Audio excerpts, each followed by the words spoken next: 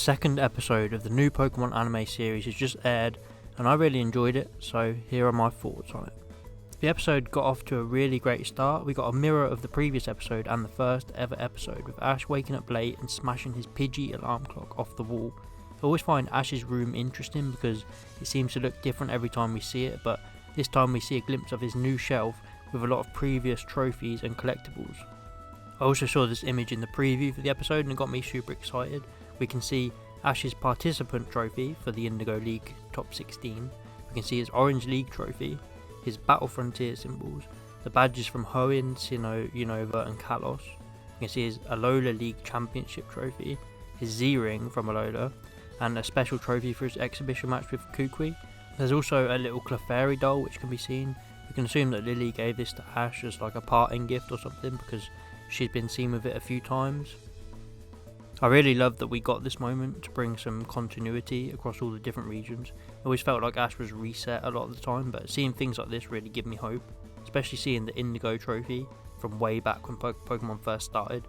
We unfortunately didn't see where Ash's badges from Kanto and Johto were. He used to keep them in his original series jacket, so perhaps they would still be in there. But we also didn't see any of the old items he used to keep on his shelf, including the Soothe Bell and the Teddy Ursa figure. But we got all the important stuff. Ash learns about the new Professor Sakuragi, who is opening a new lab in Vermilion City, and they head off to attend. On the way there in the car, Professor Oak asks if Ash still wants to become a Pokemon Master, and of course Ash says yes. I was slightly disappointed. All through the episode there was no mention of Ash being the Alola League champion. I would like to see Ash say like, now I'm champion, I want to learn even more.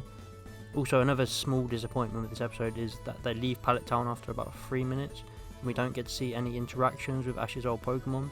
We usually get one or two at the start and the end of each series, but they're still in Kanto, so there's still a chance. Ash arrives in Vermilion at the lab and meets our first new Gen 8 Pokemon in the anime, which was Yamper. Along with Corviknight, these were the only two Gen 8 Pokemon to appear in this episode. Yamper really hates Ash throughout this episode. He doesn't stop barking at him and eventually shocks him just like Pikachu used to. I'm not sure why he has such a dislike for Ash. The introduction to Professor Sakuragi was much like the games. When you first meet the Professor, he's showing the various habitats of Pokemon, explaining how Pokemon and people have worked together for years. A rare Pokemon was said to be arriving at Vermilion Port, and Ash rushes to go see what it is, with a funny moment with Ash getting blocked by a Snorlax, which was another reference to the games. The rare Pokemon obviously turns out to be Lugia, which we knew from the trailers. Both Ash and Goh are both trying to see Lugia. There is some incredible animation as 3 unknown trainers try to take down the Lugia but fail. And then one of my favourite moments of the episode is where Ash and Pikachu come face to face with Lugia. Pikachu uses Thunderbolt on it. Ash and Goh somehow ridiculously both manage to jump on top of the Lugia with a superhuman jump. They meet for the first time and agree to become friends. So far I really like Goh's character. He seems to be set on this one goal of having a Mew to be his first Pokemon. He has a serious side, but then just like Ash, he has a clumsy, playful side as well. I think they're very similar characters and they'll work well together. We also got introduced to the new female character, Koharu. So far she seems to have a really cold personality. She doesn't really engage a conversation with Ash when they first meet. She seems to be annoyed with Goh a lot of the time. It'll be interesting to see if she accompanies Ash and Goh on the trips they take around the world. The whole segment with Ash and Goh riding on Lugia was really good. They flew underwater, across the grassland and high in the sky and saw many different types of Pokemon, and it was all animated really well. The episode ends with Ash and Goh both becoming assistants at the new Pokemon lab, which is a big turn for Ash. It opens up a lot of questions about his battling. Will he carry on to try and become the best trainer? Will he compete in the Galar League? Because at the moment it seems as he's gone like the Gary Oak route and he's trying to learn more about Pokemon and the world rather than focus on battling. And on the other hand, Goh has his goal of catching a Mew, but we don't really know what else he's going to do.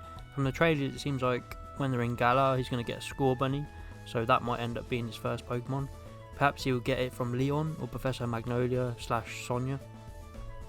Overall this episode was really fun to watch. I'm really interested to see where the series goes next. At the same time I'm worried about the future of Ash and how they're going to handle him battling moving forward. I think I would give this episode an 8 out of 10. What do you think about the episode? How do you see the future of this series going? But if you enjoyed, please like and subscribe, and I'll see you next time.